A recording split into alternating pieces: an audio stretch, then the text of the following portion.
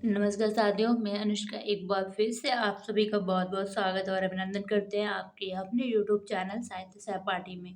तो साथियों, आज मैं लेकर आई हूँ यूजीसी नेट के यूनिट 9 में लगा निबंध दिल्ली दरबार दरपण, जो जिसके लेखक क्या है, भारतेंदु हरिश्चंद्र जी। तो आइए हम निबंध के महत्वपूर्ण बिंदुओं पर चर्चा कर लेते हैं। जितनी भी महत्वपूर्ण पंक्तियां हैं उनको हम अंडरलाइन करते जाएंगे। आप उसको नोट्स बनाते जाइएगा, क्योंकि पंक्तियों से ही क्वेश्चन बनता है। तो एनडीए जो है क्वेश्चन जो है ज़्यादातर पंक्तियों से बनाता है। तो आइए अब देर न करते हुए निबंध की ओर चलते हैं। मैंने पहले भी कहा है कि जब निबंध का शुरुआत होता है, स्टार्टिंग होता है, उसके शुरुआत की पंक्तियां जो होती हैं वो मोस्ट इंपॉर्टेंट होती हैं, तो उनको जरूर अंडरलाइन कर लीजिएगा। तो शुरू होता है निबंध।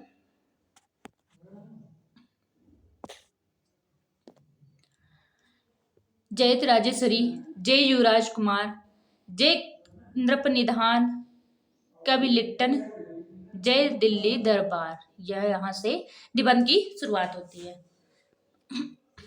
स्नेह भरन तम हरन दो प्रजन करन उजियार, भयो देहली दीप सो यह देहली दरबार। ये पंक्तियां भी पूछ सकता है। सब राजाओं की मुलाकात का हाल अलग अलग लिखना आवश्यक नहीं, क्योंकि सबके साथ वही मामूली बातें हुई। सब बड़े बड़े शासनाधिकारी राजाओं को एक एक रेशमी झंडा और सोने का तमंगा मिला। अब पूछा जा सकता है कि राजाओं को क्या क्या मिला था, तो क्या क्या मिला था? एक रेशमी झंडा और एक सोने का तमगा। ठीक है, झंडे अत्यंत सुंदर थे। अब यहां से इंपॉर्टेंट है क्या? पीतल की चमकीली मोटे डंडों पर राजेश्वरी का मुकुट बना था। किसका मुकुट बना था? राजेश्वरी का, राजेश्वरी का, सॉरी। और एक पट्टी लगी थी जिस पर झंडा पाने वाले राजा का नाम लिखा था, और हरहरे पर जो डंडे से लटकता था स्पष्ट रीति पर उनके शस्त्र आदि के चिन्ह बने हुए थे। झंडा और तमगा दोनों के समय श्रीयुत वायसराय ने हर एक राजा से ये वाक्य कहा। क्या कहा? ये इंपॉर्टेंट वाक्य है। क्या कहा? मैं श्रीमती महारानी की तरफ से यह झंडा खास आपके लिए देता हूं, जो उनके हिंदुस्तान की राजराजेश्वरी की यादगार पदवी का लेने का यादगार रहेगा। यहाँ तक इंपॉर्टेंट थी। श्रीमती को भरोसा है जब कभी यह झंडा खुलेगा आपको उसे देखते ही केवल इसी बात का ध्यान न होगा कि इंग्लिस्तान के राज्य के, अभी इंग्लिस्तान का उल्लेख है, राज्य के साथ आपके खैर खा राजसी घराने का कैसा दृढ़ संबंध है, वरना यह भी सरकार की एक बड़ी भारी इच्छा है कि आपके कुल को प्रतापी, प्रारब्धी और अचल देखे। मैं श्रीमती महारानी हिंदुस्तान की राजराजेश्वरी की आज्ञा अनुसार आपको यह तमगा भी पहनाता हूँ। ईश्वर करे आप इसे बहुत दिनों तक पहने और आपके बाद आपके कुल में बहुत दिन तक रहकर इस शुभ दिन की याद दिलावे जो इस पर छपा है। शेष राजाओं को उनके पद के अनुसार सोने या चांदी के केवल तमगे ही मिले। अब यहां से इंपॉर्टेंट है क्या है? किलात के खां को भी झंडा नहीं मिला, पर उन्हें एक हाथी जिस पर 4,000 की लागत का ओहदा था। कितने हजार का? 4,000। जड़ाऊ गहने, घड़ी, कार, चाबी, कपड़े, काम खाब के था वगैरह सब मिलाकर 25,000 चीजें तोहफे में मिली थी। कितने हजार की? 25,000 के। तो कभी ये भी पूछ सकता है। यह बात किसी दूसरे के लिए नहीं हुई थी। इसके सिवा जो सरदार, अब यहां से इंपॉर्टेंट है क्या, जो सरदार उनके साथ आए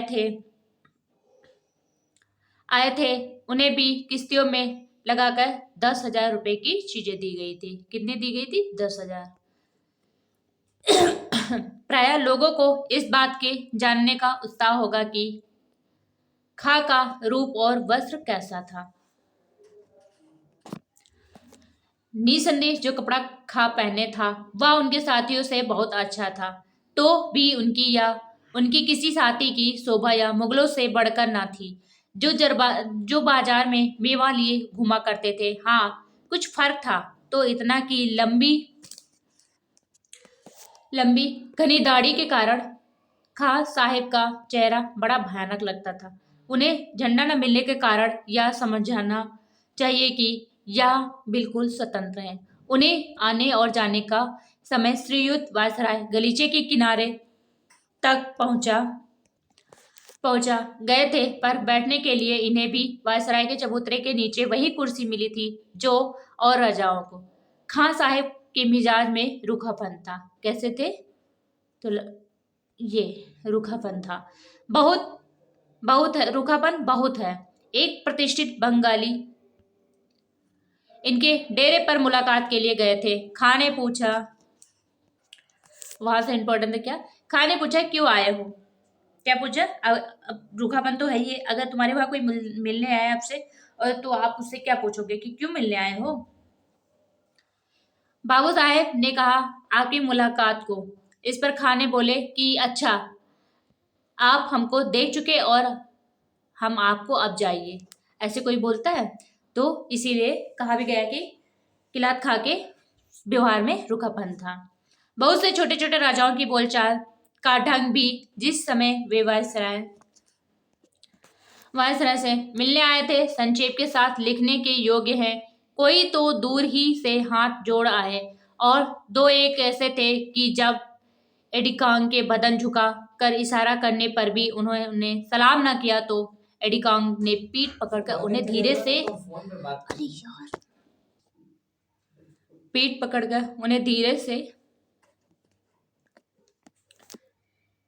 से क्या किया, झुका दिया। कोई बैठकर उठना जानते ही ना थे, यहाँ तक कि एडिकांग को उठो कहना पड़ता था। कोई झंडा, तमगा, सलामी और खिताब पाने पर भी एक शब्द धन्यवाद का नहीं बोल सके, और कोई बेचारे इनमें से एक दो ही एक पदार्थ पाकर ऐसे प्रसन्न हुए कि श्रीयुत वायसराय पर अपनी जान और माल निछावर करने को तैयार थे। सबसे बढ़कर बुद्धिमान हमें एक महात्मा दिखाई पड़े, जिनसे वायसराय ने कहा कि आपका नगर तो तीर्थ गिना जाता है, पर हम आशा करते हैं कि आप इस समय दिल्ली को भी तीर्थ ही के समान पाते हैं। इसके जवाब में वह बेधड़क बोल उठे कि यह जगह तो सब तीर्थों से बढ़कर है। जहां आप हमारे खुदा मौजूद हैं, नवाब लुहार। अब नवाब लुहार का भी उल्लेख आया है, तो अंडरलाइन कर लीजिएगा नवाब लुहार को, की भी अंग्रेजी में बातचीत सुनकर ऐसे बहुत कम लोग होंगे जिन्हें हंसी ना आई हो। नवाब साहब बोलते तो बड़े धड़ाके से थे, पर उसी के साथ कायदे और मुहावरे के भी खूब हाथ पांव तोड़ते थे। कितने वाक्य ऐसे थे जिनके कुछ अर्थ ही ना हो सकते थे, पर नवाब साहब को अपनी अंग्रेजी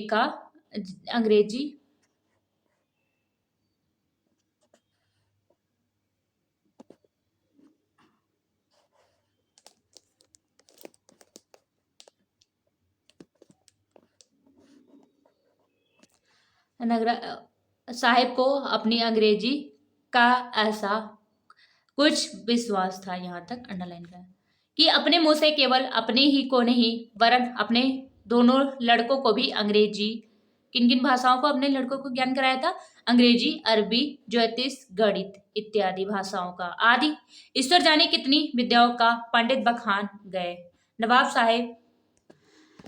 साहब ने कहा कि हमने और रईसों की तरह अपनी उम्र खेलकूद में नहीं गंवाई, वरन लड़पन ही से विद्या के उपार्जन में चित्त लगाया। चित्त मतलब हृदय। और पूरे पंडित तथा कवि हुए। इनके सिवाय नवाब साहब ने बहुत से राजभक्ति के वाक्य भी कहे। वायसराय ने उत्तर दिया कि हम आपकी अंग्रेजी विद्या पर इतना मुबारकबाद नहीं देते जितना अंग्रेजों के समान आपका चित्त होने के लिए। फिर नवाब साहब ने कहा कि मैंने इस भारी अवसर के वर्णन में अरबी और फारसी का एक पद ग्रंथ बनाया है। जिसे मैं चाहता हूं कि किसी समय श्रीयुत को सुनाऊं। यहां तक। हाँ। श्रीयुत ने जवाब दिया कि मुझे भी कविता का बड़ा अनुराग है और मैं आपसा एक भाई कवि, क्या, ब्रदर पोएट देखकर बहुत प्रसन्न हुआ था। आपकी कविता सुनने के लिए कोई अवकाश का समय निकालूंगा। 29 तारीख, ये इंपॉर्टेंट है। किस तारीख को? 29 तारीख। 29 तारीख को सबके अंत में महारानी तंजोर वायसराय से मुलाकात को आई। यहां तक इंपॉर्टेंट है। ये ताश का सब वस्त्र पहने थी और मुंह पर ताश का नकाब पड़ा हुआ था। इसके सिवाय उनके हाथ पांव दस्ताने और मोजे से ऐसे ढके थे कि सबके जी में उन्हें देखने की इच्छा ही रह गई। महारानी के हाथ साथ में उनके पति राजा सखाराम साहेब। अब इनके महारानी के पति का नाम क्या था? सखाराम साहेब। तो ये भी पूछ सकता है कि उनके पति का क्या नाम था। और दो लड़कों के सिवाय उनकी अनुवादक मिसेस फर्थ भी थी। महारानी ने पहले आकर वायसराय से हाथ मिलाया और अपनी कुर्सी पर बैठ गई। श्रीयुत वायसराय ने उनके दिल्ली आने पर अपनी प्रसन्नता प्रकट की और पूछा कि आपको इतने भारी यात्रा में अधिक कष्ट तो नहीं हुआ। महारानी अपनी भाषा की बोलचाल में बेगम भूपाल की तरह चतुर नहीं थी। किसकी तरह चतुर नहीं थी? बेगम भूपाल की तरह। इसीलिए ज्यादा बातचीत मिसेस फर्थ से हुई, जिन्हें श्रीयुत ने प्रसन्न होकर मन भावनी अनुवादक कहा। वायसराय की किसी बात के उत्तर में एक बार महारानी के मुंह से यस निकल गया, जिस पर श्रीयुत ने बड़े हर्ष, अब यहां से इंपॉर्टेंट है, श्रीयुत ने बड़ा हर्ष प्रकट किया। क्या? उनके यस बोलने पर, कि महारानी अंग्रेजी भी बोल सकती हैं। पर अनुवादक मेम साहब ने कहा कि वे अंग्रेजी में 2-4 शब्द से अधिक नहीं जानती। इस वर्णन के अंत में लिखना है आवश्यक है कि श्रीयुत वायसराय लोगों में इतनी मनोहर रीत पर बातचीत करते थे जिससे सब मगन हो जाते थे और ऐसा समझते थे कि वायसराय ने हमारा सबसे बढ़कर आदर सत्कार किया। भेंट होने के समय श्रीयुत ने हर एक से कहा कि आपसे दोस्ती करके हम अत्यंत प्रसन्न हैं, और तमगा पहनाने के समय भी बड़े स्नेह से उनकी पीठ पर हाथ रखकर बात की। यहां तक इंपॉर्टेंट था। 1 जनवरी को ये डेट बहुत इंपॉर्टेंट रहती है, को दरबार का महोत्सव हुआ था। कब महोत्सव हुआ था? 1 जनवरी को। यह दरबार जो हिंदुस्तान के इतिहास में सदा प्रसिद्ध रहेगा। एक बड़े भारी मैदान में नगर से 5 मील, कितनी दूर था? नगर से 5 मील पर हुआ था। कहाँ हुआ था महोत्सव? नगर से 5 मील के। बीच में श्रीयुत वायसराय का षटकोश चबूतरा था। अब चबूतरे का आकार भी पूछ सकता है कि कैसा था, तो षटकोण था जिसकी गुंबदनुमा छत पर लाल कपड़ा चढ़ा था। अब कपड़े का भी कलर पूछ सकता है, किस कलर का था? लाल कलर का कपड़ा था चढ़ा और सुनहला रुपहला तथा शीशे का काम बना था। कंगूरे के ऊपर कलसे की जगह श्रीमती राजराजेश्वरी का सुनहला मुकुट लगा था। इस चबूतरे पर श्रीयुत अपने सिंहासन से सुशोभित हुए थे। इनके बगल में एक कुर्सी पर लेडी साहिबा बैठी थी और ठीक पीछे खास लोग हाथों में चैम्बर लिए श्रीयुत के ऊपर कारचोबी छत्र लगाए खड़े थे। वायसराय के सिंहासन के दोनों तरफ 2 पेश दामन वरदान, जिनमें एक श्रीयुत महाराज जम्बू का अत्यंत सुंदर सबसे छोटा राजकुमार और दूसरा कर्नल वर्ग, कौन सा वर्ग था? कर्नल वर्ग का पुत्र था, खड़े थे और उनके दाएं बाएं तथा पीछे मुसाहिब और सेक्रेटरी लोग अपने अपने स्थान पर खड़े थे। वायसराय के इस चबूतरे के ठीक सामने कुछ दूर पर इससे नीच एक अर्धचंद्रा का चबूतरा था। उसके नीचे कैसा था? अर्धचंद्रा का चबूतरा था, जिस पर शासनाधिकारी राजा लोग और उनके मुसाहिब मद्रास और मुंबई के गवर्नर, कहाँ के थे गवर्नर? मद्रास और मुंबई के गवर्नर पंजाब, बंगाल और पश्चिमोत्तर, ये देशों के नाम याद रखिएगा। पश्चिमोत्तर देश के लेफ्टिनेंट गवर्नर और हिंदुस्तान के कमांडर इन चीफ अपने अपने अधिकारियों समेत सुशोभित थे। इस इस चबूतरे की छत बहुत सुंदर नीले रंग की थी। किस रंग की थी? अब ये रंग भी पूछ सकता है। नीले रंग के साटन की थी, जिसके आगे लहरैयादार छज्जा बहुत सजीला लगता था। लहरैये के बीच बीच में सुनहले काम के चांद तारे बने थे। राजाओं की कुर्सियां भी नीली साटन में से मड़ी थी और हर एक के सामने वे झंडे गड़े थे जो उन्हें वायसराय ने दिए थे, और पीछे अधिकारियों की कुर्सियां लगी थी जिन पर नीली साटन चढ़ी थी। हर एक राजा के साथ एक एक पॉलिटिकल अफसर भी था। इनके सिवाय गवर्नमेंट के भारी भारी अधिकारी भी यही बैठे थे। राजा लोग अपने अपने प्रांतों के अनुसार बैठाए गए थे, जिससे ऊपर नीचे बैठने का बखेड़ा बिल्कुल निकल गया था। सब मिलाकर 63 शासनाधिकारी। कितने थे? 63। ये संख्या पूछ सकता है। शासनाधिकारियों राजाओं को इस चबूतरे पर जगह मिली थी, जिनके नाम नीचे लिखे हैं। कौन कौन से थे? महाराजा अजयगढ़, बड़ौदा, बिजावर, भरतपुर, चरखारी, दतिया, ग्वालियर, इंदौर, जयपुर, जम्मू, जोधपुर, करौली, किशनगढ़, पन्ना, मैसूर, रीवा, उच्च, महाराणा, उदयपुर, महाराव, राजा, अलवर, बूंदी, महाराज, राणा, झालावाड़, राणा, धौलपुर, राजा, बिलासपुर, बमरा, बिरोंदा, चबा, छतरपुर, देवास, धार, फरीदकोट, जींद, खरोद, कूच बिहार, मंडी, नाहन, राजपीपला, रतलाम, समथर, सुकेत, टिहरी, राव, जिगनी, टोरी, नवाब,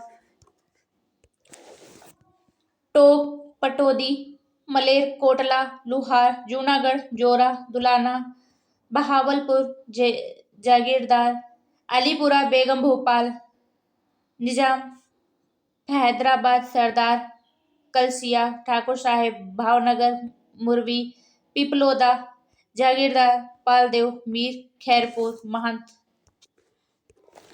कोंदका, नंदगांव और नवानगर। वायसराय के सिंहासन। अब इतने राजाओं का नाम दिया गया कि कहाँ कहाँ के राजा थे जिनको चबूतरे पर स्थान दिया गया था। तो वायसराय के सिंहासन के पीछे तुरंत राजसी चबूतरे की अपेक्षा उससे अधिक पास धनुष खंड। अब उसका था धनुष खंड के आकार की 2 श्रेणियां चबूतरे की और बनी थी, जो 10 भागों में बटी थी। कितनी भागों में बटी थी? 10 भागों में बटी थी। इन पर आगे की तरफ थोड़ी सी कुर्सियां और पीछे सीढ़ी नुमा बेंचें लगी थी, जिन पर नीला कपड़ा मड़ा था। यहाँ ऐसे राजाओं को जिन्हें शासन का अधिकार नहीं है और दूसरे सरदारों, रईसों, समाचार पत्रों के संपादकों और यूरोपियन तथा हिंदुस्तानी अधिकारियों को जो गवर्नमेंट के नियुक्ति में आए थे या जिन्हें तमाशा देखने के लिए टिकट मिले थे, बैठने की जगह दी गई थी। ये 3000 के लगभग। कितने थे? संख्या पूछ सकता है, यहाँ से अंडरलाइन कर लीजिएगा कि ये यहाँ से इंपॉर्टेंट पंक्ति है कि ये 3000 के लगभग होंगे। किलात के खां, गोवा के गवर्नर जनरल, विदेशी राजदूत, बाहरी राज्यों के प्रतिनिधि, समाज और अन्य देश संबंधी कांसल लोगों की कुर्सियां भी श्रीयुत वायसराय के पीछे सरदारों और रईसों की चौकियों के आगे लगी थी। यहाँ तक इम्पोर्टेंट थी। दरबार की जगह दक्षिण 15,000 से ज्यादा सरकारी फौज हथियार बंधे थे, लेस खड़ी थी और उत्तर तरफ राजा लोगों की सजी पलटने भांति भांति की वर्दी पहने और चित्र विचित्र शस्त्र धारण किए पारा बांधे खड़ी थी। इन सब की शोभा देखने से काम रखती थी। इसके सिवाय राजा लोगों के हाथियों परे, जिन पर सुनहली अमारियां कसी थी और कारचोबी झूले पड़ी थी। तोपों की कतार, सवारों की नंगी तलवारों और भालों की चमक, फरहरों का उड़ना और 2 लाख के लगभग तमाशा देखने वालों की भीड़ जो मैदानों में डटी थी। ऐसा समझ दिलाती थी जिसे देख जो जहां था वहां हक्का बक्का ही खड़ा रह जाता था। वायसराय के सिंहासन के दोनों तरफ हाईलैंडर लोगों को गार्ड ऑफ ऑनर और बाजे वाले थे। शासनाधिकारी राजाओं के चबूतरों पर जाने के जो रास्ते बाहर की तरफ थे उनके दोनों ओर भी गार्ड ऑफ ऑनर खड़े थे। पौने 12 बजे, कितने बजे थे? पौने 12 बजे। अब यहाँ से इम्पोर्टेंट है, तक सब दरबारी लोग अपनी अपनी जगहों पर आ गए थे। ठीक 12 बजे श्रीयुत वायसराय सवारी पहुंची और धनुषखंड आकार के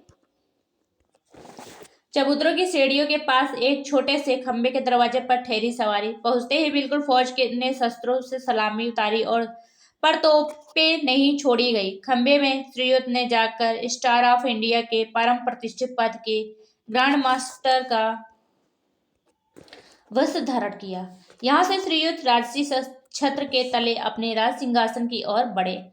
श्री लेडी लिटन श्रीयुत के साथ थी और दोनों दामन बरदार बालक जिनका हाल ऊपर लिखा गया है पीछे दो तरफ से दामन उठाए हुए थे। श्रीयुत के चलते ही बंदीजन हेरल्ड लोगों ने अपनी तुरैया एक साथ बहुत मधुर रीत पर बजाई और फौजी बाजे में से ग्रांड मार्च बजने लगा।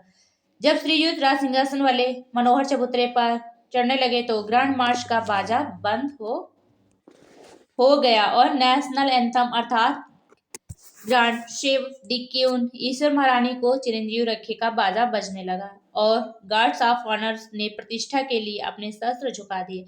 जे हुई श्रीयुत राज सिंहासन पर सुशोभित हुए, बाजे बंद हो गए और सब राजा महाराजा जो वायसराय के आने के समय खड़े हो गए थे बैठ गए। इसके पीछे श्रीयुत ने मुख्य बंदी चीफ हेरल्ड को आज्ञा की कि श्रीमती महारानी की राजराजेश्वरी की पदवी लेने के विषय में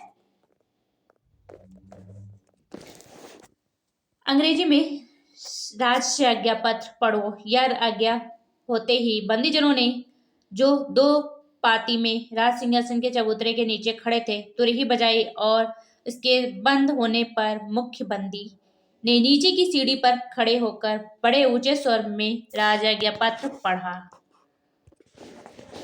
जिसका उल्था यह है क्या था? महारानी विक्टोरिया ऐसी अवस्था में कि हाल में महारानी विक्टोरिया ऐसी अवस्था में कि हाल में पार्लियामेंट की जो सभा हुई उसमें एक एक्ट पास हुआ जिसके द्वारा परम कृपालु महाराज को यह अधिकार मिला कि यूनाइटेड किंगडम, अब यूनाइटेड किंगडम का उल्लेख आया है, ये भी पूछ सकता है। अब जिस हिसाब से प्रश्न बना रहा है ना एनटीए घुमा घुमा करके, तो इसके लिए एक एक पॉइंट हमें ध्यान देकर ही पढ़ना होगा। और उसके आदि देशों के राज संबंधी पदवियों और प्रशस्तियों में श्रीमती जो कुछ चाहे बढ़ा ले। और इस एक्ट में यह भी वर्णन है कि ग्रेट ब्रिटेन और आयरलैंड के एक में मिल जाने के किसके एक में मिल जाने पर आयरलैंड और ग्रेट ब्रिटेन मिल जाने के लिए जो नियम बने थे उनके अनुसार भी यह अधिकार मिला था कि यूनाइटेड किंगडम और उसके अधीन देशों की राज संबंधी पदवी और प्रशिष्ट इस सहयोग के पीछे वही होगी जो श्रीमती ऐसे राज आज्ञा पत्र के द्वारा प्रकाशित करेगी जिस पर राज की मुहर छपी रहे। और इस एक्ट में यह भी वर्णन है कि ऊपर लिखे हुए नियम और उस राज आज्ञा पत्र के अनुसार जो 1 जनवरी 1801 को राजसी मोहर, अब यहाँ से इंपॉर्टेंट है, ठीक है, राजसी मोहर होने के बाद प्रकाशित किया गया था। हमने यह पदवी ली विक्टोरिया ईश्वर की कृपा से ग्रेट ब्रिटेन और आयरलैंड के संयुक्त राज्य की महारानी स्वधर्म रक्षणी। और इस एक्ट में यह भी वर्णन है कि इस नियम के अनुसार जो हिंदुस्तान के उत्तम शासन के हेतु बनाया गया था, हिंदुस्तान के राजा का अधिकार जो उस समय तक हमारी ओर से ईस्ट इंडिया कंपनी को सुपुर्द था, अब हमारे निज अधिकार में आ गया और हमारे नाम से उसका शासन होगा। इस नए अधिकार की कि हम कोई विशेष पदवी ले और इन सब वर्णनों के अनंतर इस एक्ट में यह नियम सिद्ध किया गया है कि ऊपर लिखी हुई बात के स्मरण निमित्त हमने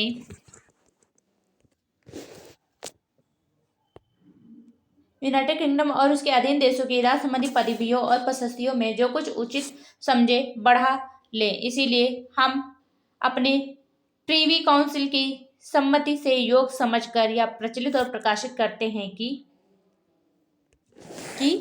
आगे कोई जहां सुगमता के साथ हो सके सब अवसरों में और संपूर्ण राजपत्रों में जिनमें हमारी पदवियों और प्रशस्तियां लिखी जाती हैं, सिवाय सनद, कमीशन, अधिकारदायक पत्र, दान पत्र, आज्ञा पत्र, विनियोग पत्र और इसी प्रकार के दूसरे पत्रों के जिनका प्रचार यूनाइटेड किंगडम के बाहर नहीं है।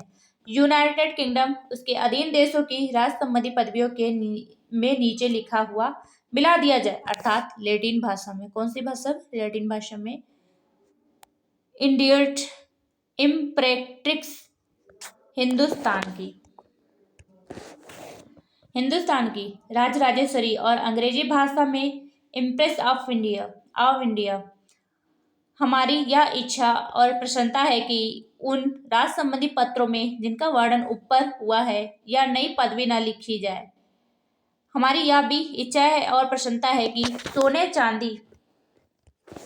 सोने चांदी और तांबे के सिक्के, अब किन किन सिक्कों की बात की गई है? सोने, चांदी और तांबे के सब सिक्के जो आजकल यूनाइटेड किंगडम में प्रचलित हैं और नीति विरुद्ध नहीं गिने जाते हैं, और इसी प्रकार तथा आकार के दूसरे सिक्के जो हमारी आज्ञा से अब छापे जाएंगे, हमारी नई पदवी लेने से भी नीति विरुद्ध ना समझे जाएंगे, और ना जो सिक्के यूनाइटेड किंगडम के अधीन देशों में छापे जाएंगे और जिनका वर्णन राज्य आज्ञा पत्र में उन जगहों के नियमित और प्रचलित द्रव्य करके किया गया है और जिन पर हमारी संपूर्ण पदवियां या प्रशस्तियां या उनका कोई भाग रहे, और वे सिक्के जो राज आज्ञा पत्र के अनुसार अब छापे और चलाए जाएंगे, इस नई पदवी के बिना भी इस देश के नियमित और प्रचलित द्रव्य समझे जाएंगे, जब तक कि इस विषय में हमारी कोई दूसरी प्रसन्नता प्रकट न की जाएगी। हमारी विंडसर से कचहरी से 28 अप्रैल, कौन सी तिथि? ये तिथियां कुछ इंपॉर्टेंट रहती हैं, को 1876, कितना? 1876 के सन में हमारे राज के 39वें बरस में प्रसिद्ध किया गया। ईश्वर महारानी को चिरंजीवी रखे। ये 39वें इंपॉर्टेंट है।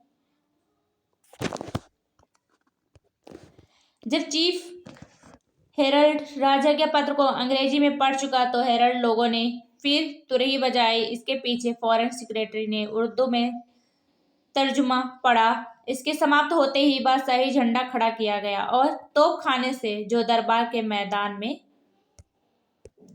मौजूद था 101 तोपों, कितनी तोपों की सलामी दी गई? 101 तोपों की सलामी हुई। कितने तोपों से? 101।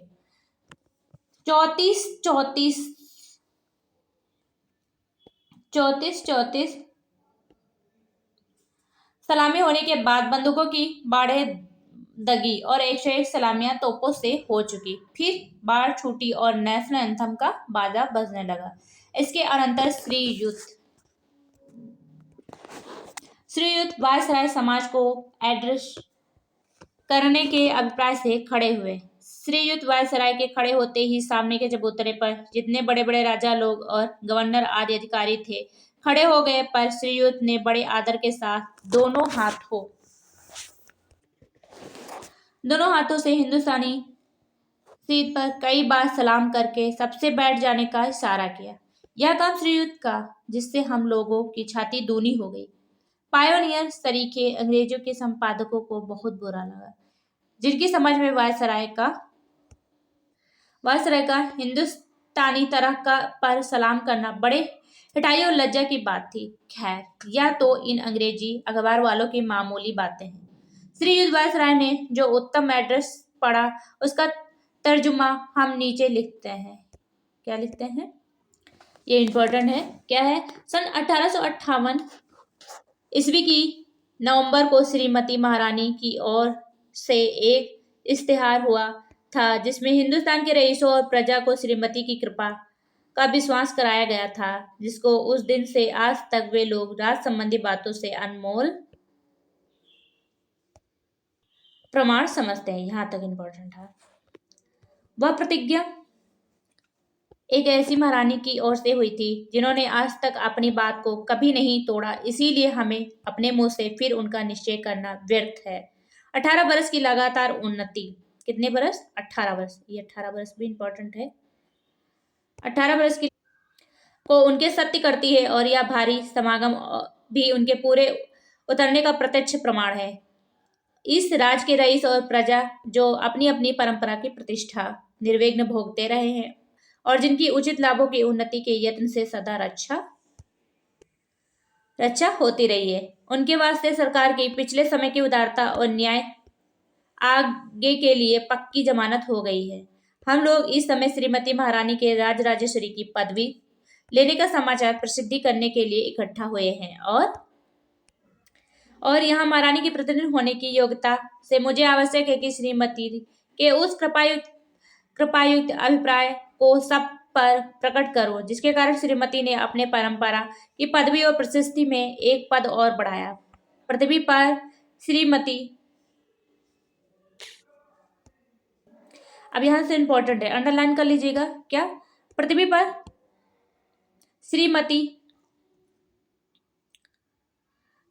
पर श्रीमती महारानी के एक अधिकार में जितने देश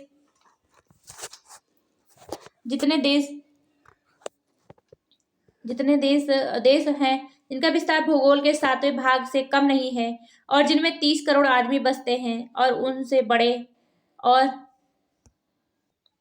और प्राचीन राज के समान श्रीमती किसी दूसरे देश पर कृपा दृष्टि नहीं रखती। यहां तक इम्पोर्टेंट है। सब जगह और सदा इंग्लिस्तान बादशाहों की सेवा में प्रवीण और परिश्रमी सेवक रहते आए हैं, परंतु उनसे बढ़कर कोई पुरुषार्थी नहीं हुए जिनकी बुद्धि और वीरता से हिंदुस्तान का राज सरकार के हाथ लगा और बराबर अधिकार में बना रहा। इस कठिन काम में जिसमें श्रीमती की अंग्रेजी और देसी प्रजा दोनों ने मिलकर भली भांति परिश्रम किया। श्रीमती के बड़े बड़े स्नेही और सहायक राजाओं ने भी शुभ चिंतन की सहायता दी, जिनकी सेना के लड़ाई की मेहनत की और जीत में श्रीमती की सेना का साथ दिया, जिनकी बुद्धिपूर्वक सत्यशीलता के कारण मेल के लाभ बने रहे और फैलते गए, जिनका यहाँ आज वर्तमान होना जो कि श्रीमती के राजराजेश्वरी की पदवी लेने का शुभ दिन है, इस बात का प्रमाण है कि वे श्रीमती के अधिकार की उत्तमता से विश्वास रखते हैं और उनके राज में एक बने रहने में अपना भला समझते हैं। श्रीमती महारानी इस राज को जिसे उनके पुरखों ने प्राप्त किया था और श्रीमती ने दृढ़ किया एक बड़ा भारी पैतृक धन समझती हैं, जो रक्षा करने और अपने वंश के लिए संपूर्ण छोड़ने के योग्य है और उस पर अधिकार रखने से अपने ऊपर यह कर्तव्य जानती है कि अपने बड़े अधिकार को इस देश की प्रजा की भलाई के लिए यहाँ के रईसों के हकों पर पूरा ध्यान रखकर काम में लावे। इसलिए श्रीमती का यह राजसी अभिप्राय है कि अपनी पदवियों पर एक और ऐसी पदवी बढ़ावे जो आगे सदा को हिंदुस्तान के सब रईसों और प्रजा के लिए इस बात का चिन्ह हो कि श्रीमती के और उनके लाभ एक हैं और महारानी की और राजभक्ति और शुभ चिंतन उन्हें उचित है। वे राजसी घरानों की श्रेणियां जिनका अधिकार बदल हो देने और देश की उन्नति करने के लिए ईश्वर ने अंग्रेज राज को यहाँ जमाया, प्रायः अच्छे और बड़े बादशाहों ने खाली न थी, परंतु उनके उत्तराधिकारियों के राज प्रबंध में उनके राज्य के देशों में मेल न बना रह सका। सदा आपस में झगड़ा होता रहा और अंधेरा मचा रहा। निर्बल लोग बलि के शिकार थे और बलवान अपने मद के इस प्रकार आपस की काट मार और भीतरी झगड़ों के कारण जड़ से हिलकर और निर्जीव होकर तैमूर लंग का भारी घराना अंत को मिट्टी में मिल गया और उसके नाश होने का कारण यह था कि उससे पश्चिम के देशों की उन्नति ना हो सकी। आजकल, अब यहां से इंपॉर्टेंट है क्या है, आजकल ऐसी राजनीति के कारण जिससे सब जात और सब धर्म के लोग की समान रक्षा होती है, श्रीमती हर एक प्रजा अपना समय निर्विघ्न सुख से काट सकती है। सरकार के समभाव के कारण हर आदमी बिना किसी रोक टोक के अपने धर्म के नियमों और रीतियों को बरत सकता है। यहाँ तक इम्पोर्टेंट था। राजराजेश्वरी का अधिकार लेने से श्रीमती का अभिप्राय किसी को मिटाने या दबाने का नहीं, वरन रक्षा करने और इच्छा अच्छी राह बतलाने का। सारे देश की शीघ्र उन्नति और उसके सब प्रांतों की दिन पर दिन वृद्धि होने से अंग्रेजी राज के फल सब जगह प्रत्यक्ष दिखाई पड़ते हैं। हे अंग्रेजी राज के कार्यकर्ता और सच्चे अधिकारी लोग, आप लोग ही लोगों के लगातार परिश्रम का गुण है कि ऐसे ऐसे फल प्राप्त हैं, और सबके पहले आप ही लोगों पर मैं इस समय श्रीमती की ओर से उनकी कृतज्ञता और विश्वास को प्रकट करता हूँ। आप लोग ने इस राज्य की भलाई के लिए उन प्रतिष्ठित लोगों से जो आपके पहले कामों पर नियत थे, किसी प्रकार कम कष्ट नहीं उठाया, और आप लोग बराबर ऐसे साहस, परिश्रम और सच्चाई के साथ अपने तन मन को अर्पण करके काम करते रहे, जिससे बढ़कर कोई दृष्टांत इतिहासों में ना मिलेगा। अब यहां से इंपॉर्टेंट है क्या, कीर्ति के द्वार सबके लिए नहीं खुले हैं, परंतु भलाई करने का अवसर सब किसी को जो उसकी खोज करता हो मिल सकता है। यह बात प्रायः कोई गवर्नमेंट नहीं कर सकती है कि अपने नौकरों के पदों को जल्द जल्द बढ़ाती जाए, परंतु मुझे विश्वास है कि अंग्रेजी सरकार, अब यहां से इंपॉर्टेंट है क्या, अंग्रेजी सरकार की नौकरी में कर्तव्य का ध्यान और स्वामी की सेवा में तन मन को अर्पण कर देने, ये दोनों बातें निज प्रतिष्ठा और लाभ की अपेक्षा सदा बढ़कर समझी जाएंगी। यहाँ तक इम्पोर्टेंट है। यह बात सदा से होती आई है और होती रहेगी कि इस देश के प्रबंध के बहुत से भारी भारी और लाभदायक काम प्रायः बड़े बड़े प्रतिष्ठित अधिकारियों ने नहीं किए, वरन जिले के उन अफसरों ने जिनको धैर्यपूर्वक चतुराई और साहस का संपूर्ण प्रबंध का अच्छा उतरना सब प्रकार अधीन है। श्रीमती की ओर से राजकाज संबंधी और सेना संबंधी अधिकारियों के विषय में मैं अपनी गुणग्राहकता और प्रसन्नता प्रकट करूं थोड़ी है, क्योंकि ये तमाम हिंदुस्तान में ऐसा सूक्ष्म और कठिन कामों को अत्यंत उत्तम रीति पर करते रहे हैं और करते हैं, जिनसे बढ़कर सूक्ष्म और कठिन काम सरकार अधिक से अधिक विश्वास पात्र मनुष्यों को नहीं सौंप सकती। हे राजकाज संबंधी और सेना संबंधी अधिकारियों, जो कम सिनी में इतने भारी जिम्मे के कामों पर मुकर्रर होकर बड़े परिश्रम चाहने वाले नियमों पर तन मन से चलते हों, और जो निज पौरुष से उन जातियों के बीच राज प्रबंध के कठिन काम को करते हों जिनकी भाषा, धर्म और रीतें आप लोगों से भिन्न है, मैं ईश्वर से प्रार्थना करता हूँ कि आपने अपने कठिन कामों को दृढ़ परंतु कोमल रीति पर करने के समय आपको इस बात का भरोसा रहे कि जिस समय आप लोग अपने जाति को बड़ी कीट को थामे हुए हैं और अपने धर्म के दयाशील आज्ञाओं को मानते हैं, उसी के साथ आप इस देश के सब जाति और धर्म के लोगों पर उत्तम प्रबंध के अनमोल लाभों को फैलाते हैं। उस पश्चिमी सभ्यता के नियमों की बुद्धिमानी के साथ फैलाने के लिए जिससे इस भारी राज का घर बराबर बढ़ता गया। हिंदुस्तान पर केवल सरकारी अधिकारियों का एहसान नहीं है, वरन यदि मैं इस अवसर पर श्रीमती की इस यूरोपियन प्रजा जो हिंदुस्तान में रहती है पर सरकारी नौकर नहीं है, इस बात का विश्वास कराऊं कि श्रीमती उन लोगों के केवल उस राजभक्ति की ही गुणग्राहता नहीं करती जो वे लोग जिनके उनके और उनके सिंहासन के साथ रखते हैं, किंतु उन लाभों को भी जानती हैं और मानती हैं जो उन लोगों के परिश्रम से हिंदुस्तान को प्राप्त होता है।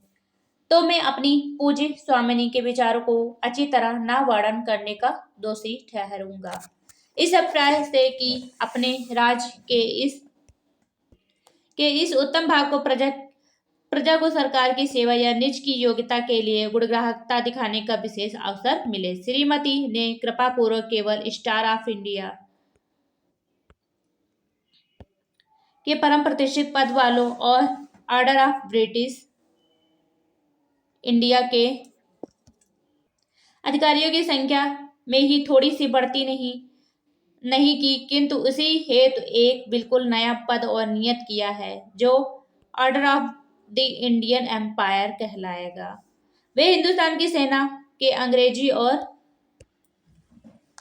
देसी अफसरों और सिपाहियों आप लोगों ने जो भारी भारी काम बहादुरी के साथ लड़ भिड़ कर सब अवसरों पर किए और इस प्रकार श्रीमती की सेना की युद्ध कीर्तियों को थामे रहे, उसका श्रीमती अभिमान के साथ स्मरण करती हैं। श्रीमती इस बात पर भरोसा रखकर कि आगे को भी सब अवसरों पर आप लोग इसी तरह मिलजुल कर अपने भारी कर्तव्यों को सच्चाई के साथ पूरा करेंगे, अपने हिंदुस्तान राज्य में मेल और अमन चैन बनाए रखने के विश्वास का काम आप लोग ही को सपोर्ट करती है। हे वॉलंटियर सिपाहियों, आप लोगों के राजभक्तिपूर्ण और सफल यत्न से इस विषय में हुए हैं कि यदि प्रयोजन पड़े तो आप सरकार की नियत सेना के साथ मिलकर सहायता करें। इस शुभ अवसर पर हृदय से धन्यवाद पाने के योग्य हैं। अब यहाँ से इम्पोर्टेंट है क्या है, इस देश के सरदार और रईस लोग जिनकी राजभक्ति इस राज्य के बल को पुष्ट करने वाली है और जिनकी उन्नति इसके प्रताप के कारण है। श्रीमती महारानी आपको यह विश्वास करके धन्यवाद देती है कि यदि इस राज्य के लाभों में कोई विघ्न डाले या उन्हें किसी तरह का भय हो तो आप लोग उसकी रक्षा के लिए तैयार हो जाएंगे। मैं श्रीमती की ओर से और उसके नाम से दिल्ली आने के लिए आप लोगों का जी से स्वागत करता और इस बड़े अवसर पर आप लोगों को इकट्ठा होने के इंग्लिस्तान के राज सिंहासन की ओर से आप लोगों को इस राजभक्ति का प्रत्यक्ष प्रमाण गिनता हूँ, जो श्रीमान प्रिंस ऑफ वेल्स के इस देश में आने के समय आप लोगों ने दृढ़ रीति पर प्रकट की थी।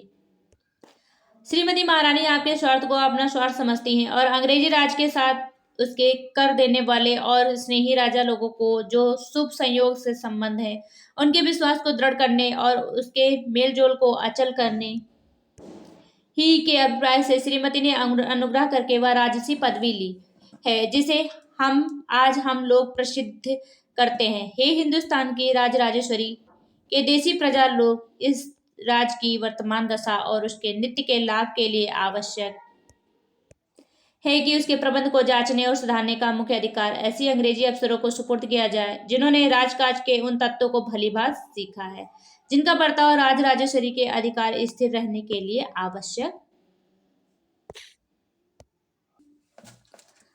है। इन्हीं राजनीति जानने वाले लोगों के उत्तम प्रयत्नों से हिंदुस्तान सभ्यता में दिन दिन बढ़ता जाता है और यही उसके राजकाज संबंधी महत्व का हेतु तथा नित्य बढ़ने वाली शक्ति का गुप्त कारण है। इन्हीं लोगों के द्वारा पश्चिम देश का शिल्प सभ्यता और विज्ञान, जिनके कारण आज दिन यूरोप लड़ाई और मेल दोनों में सबसे बढ़ बढ़कर है, बहुत दिनों तक पूर्व के देशों में यहाँ वालों के उपकार के लिए प्रचलित रहेगा। परंतु हे हिंदुस्तान लोग, अभी आप चाहे जिस जात या मत के हों, यह निश्चय रखें कि आप इस देश के प्रबंध में योग्यता के अनुसार अंग्रेजों के साथ भली भांति काम करने के योग्य हैं और ऐसा होना पूरा न्याय भी है। इंग्लिस्तान तथा हिंदुस्तान के बड़े राजनीति जानने वाले लोग और महारानी के राजसी पार्लियामेंट व्यवस्थापकों ने बार बार इस बात को स्वीकार किया है कि गवर्नमेंट ऑफ इंडिया ने इस बात को अपने सम्मान और राजनीति के सब अभिप्रायों के लिए अनुकूल होने के कारण माना। इसीलिए गवर्नमेंट ऑफ इंडिया इन वर्षों में हिंदुस्तानियों की कारगुजारी के ढंग में मुख्यतः बड़े बड़े अधिकारियों के काम में पूरी उन्नति देखकर संतोष प्रकट करती है।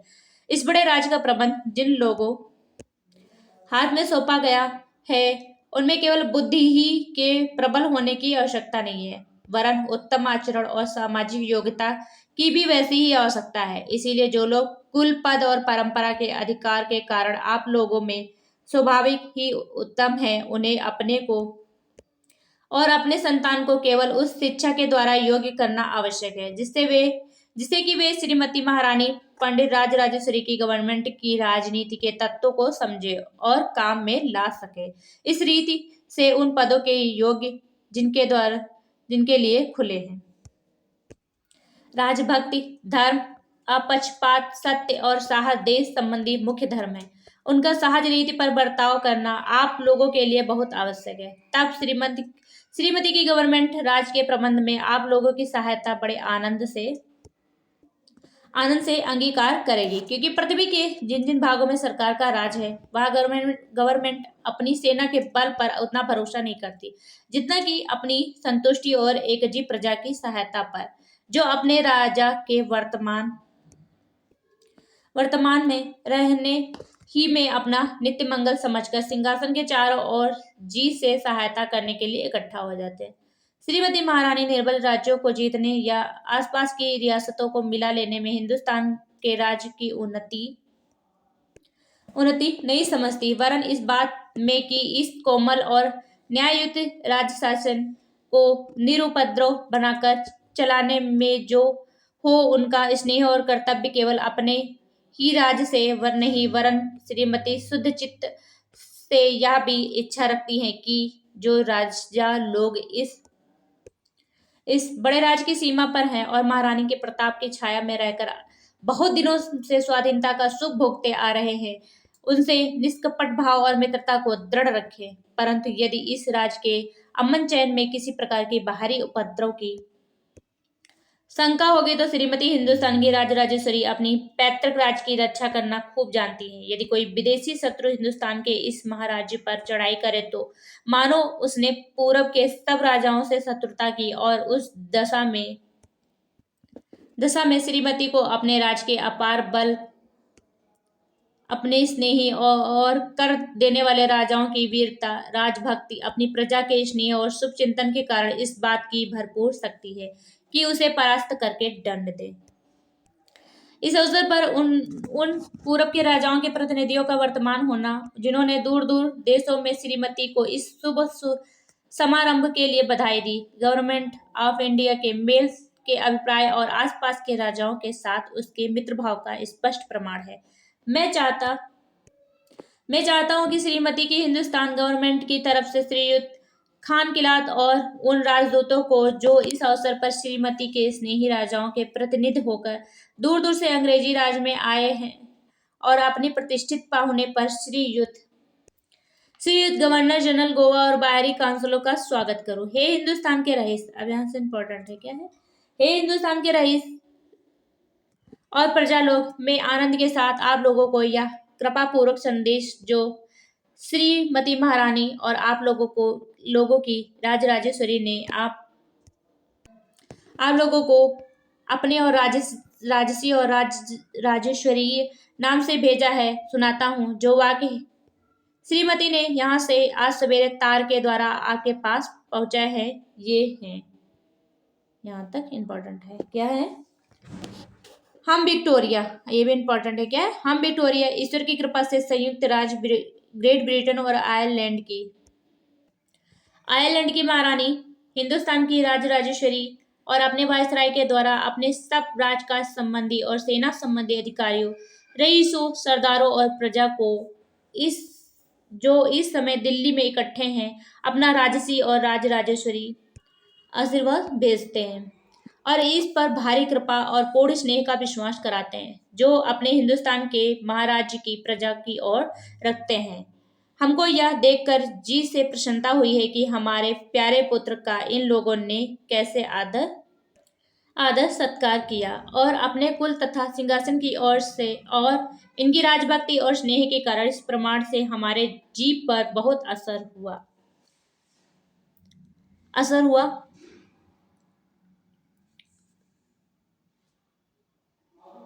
हमें भरोसा है कि इस शुभ अवसर का यह फल होगा कि हमारे और हमारी प्रजा के बीच स्नेह और दृढ़ होगा तथा छोटे बड़े को इस बात का निश्चय हो जाएगा कि हमारे राज्य में उन लोगों को स्वतंत्रता, धर्म और न्याय प्राप्त है। हमारे राज्य का अभिप्राय सदा यही है कि उनके सुख की समृद्धि, सौभाग्य की अधिकता और कल्याण की उन्नति रहे। यहाँ तक इम्पोर्टेंट है। मुझे विश्वास है कि आप लोग इन कृपामय वाक्यों की गुणग्राहकता करेंगे। ईश्वर विक्टोरिया संयुक्त राज्य की महारानी और हिंदुस्तान की राजराजेश्वरी की रक्षा करें। इस एड्रेस के समाप्त होते ही नेशनल एंथम का बाजा बजने लगा और सेना ने 3 बार हुर्र शब्द की आनंद ध्वनि की। कितनी बार? 3 बार। दरबार के लोगों ने भी परम उत्साह से खड़े होकर हुर्र शब्द और हथेलियों की आनंद ध्वनि करके अपने जी का उमंग प्रकट किया। महाराज सिंधिया निजाम की ओर से सर सालार जंग राजपुताना के महाराजों की तरफ से महाराज जयपुर, कहाँ के महाराज? जयपुर, बेगम भोपाल, महाराजा कश्मीर के और दूसरे सरदारों के ने खड़े होकर एक दूसरे को बधाई दी और अपनी राजभक्ति प्रकट की। इसके अनंतर श्रीयुत वायसराय ने आज्ञा की कि दरबार हो चुका और अपनी 4 घोड़े की गाड़ी पर चढ़कर अपने खेमे को रवाना हुए। यहीं पर ये निबंध समाप्त होता है। तो मिलते हैं, हम लेकर के आएंगे अगला निबंध। तो मिलते हैं अगले वीडियो में, तब तक के लिए नमस्कार।